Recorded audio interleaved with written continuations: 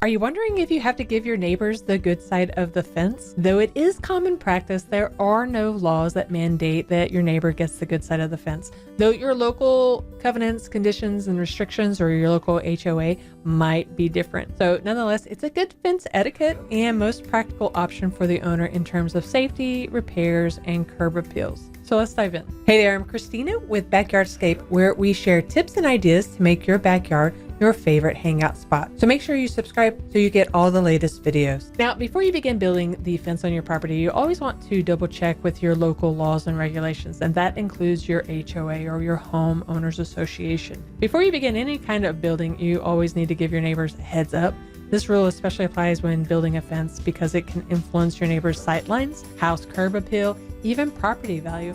And in this case, neighborly behavior could save you the headache of a fence dispute in the long run. Now, when referring to the good side of the fence, what we mean is the flat, more polished look side. The bad side that features the structural elements like the rails and the posts. It's good etiquette to give your neighbor the better looking side, but you're not legally bound to do it. If your homeowners association regulates fence placement, then maybe you do. Failing to follow regulations will mean tearing down your fence completely and maybe even legal trouble. If you're not part of an HOA, then it's entirely up to you. So what are your legal obligations? Check with your local law because they do vary by state, region, county, and general obligations for fence building also include maybe your height.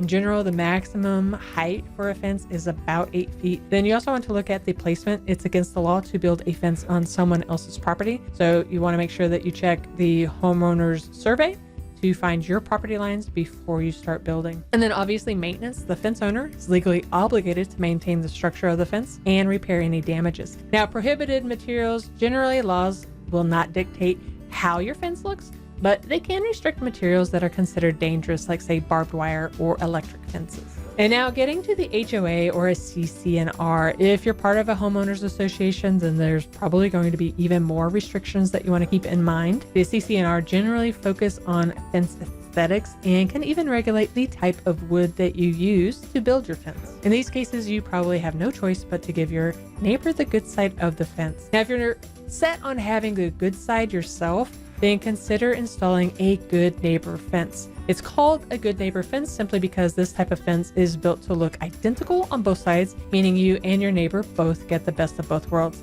These fences are built using the sandwich construction, so making them sturdier than a standard fence will also be a plus for this type of fence. They're also a little pricier than panels or board on board, but then everyone will enjoy a good side of the fence. And if you're looking for ideas on what kind of fence to build, then make sure you check out this video where I cover 11 horizontal fence ideas that you can use for your backyard. And I'll see you over there.